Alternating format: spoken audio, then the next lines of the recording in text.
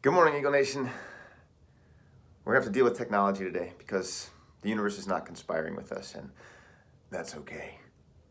Batman never worried about whether or not the universe conspired with him, and we won't worry either. So, it's Friday, and you deserve a Friday song. Let's sing it together. Barney is a dinosaur from our imagination, and when he's tall, he's what we call a dinosaur sensation. Enough of that. It's Friday. It is the 14th of January. It is the 95th day of school. Wherever you may be, please stop. Please stand. Let us rise together for this morning's Pledge of Allegiance.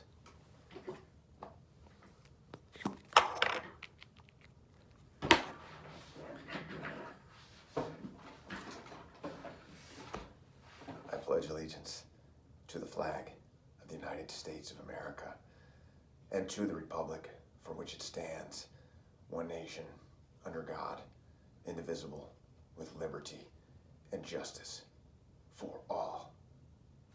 I like that last part about justice, don't you?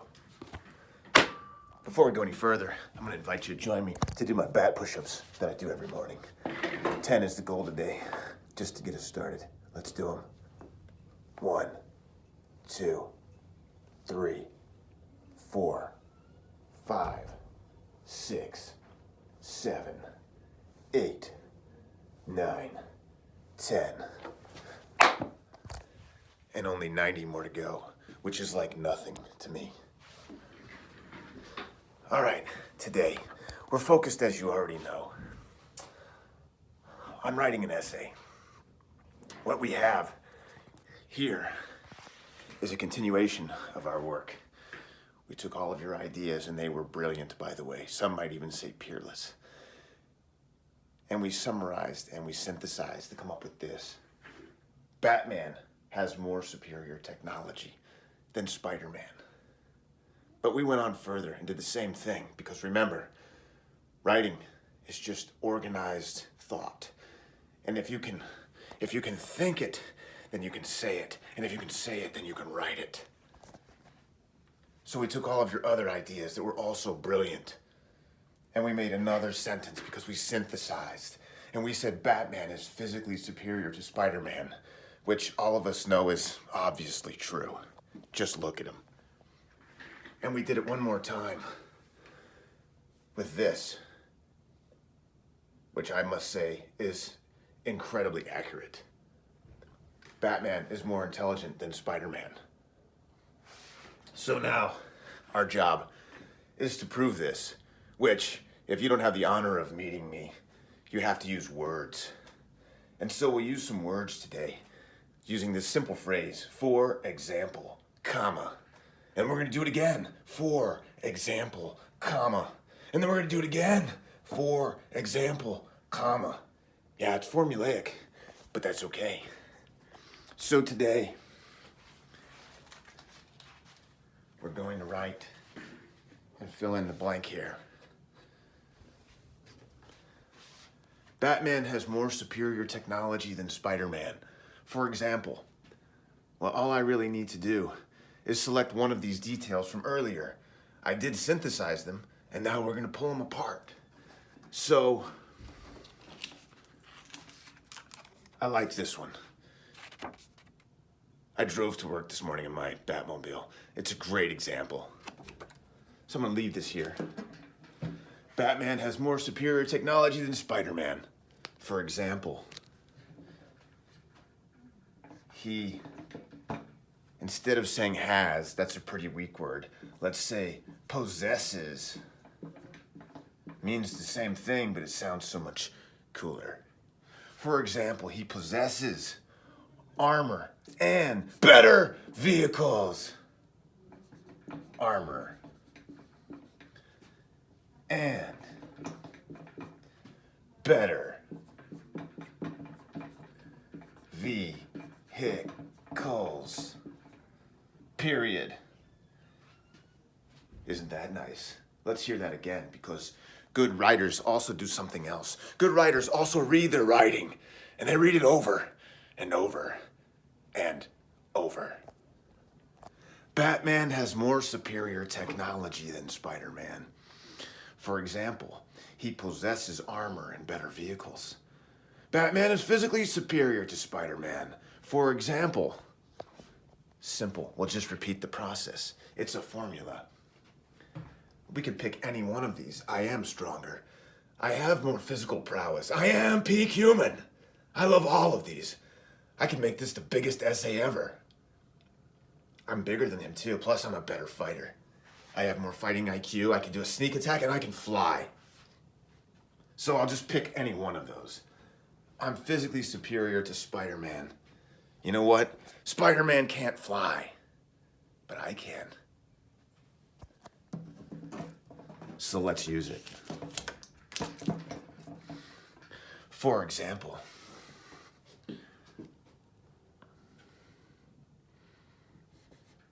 he can fly.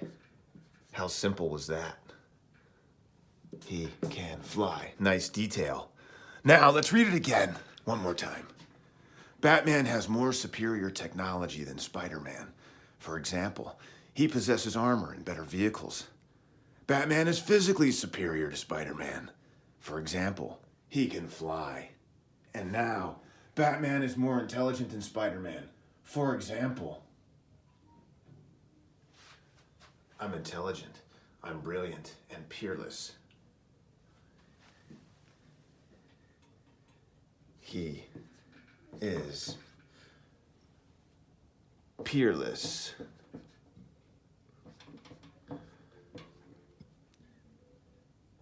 As measured.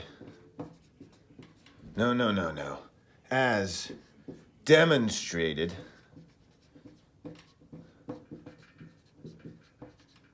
and we're going to need to finish this sentence, and that's okay.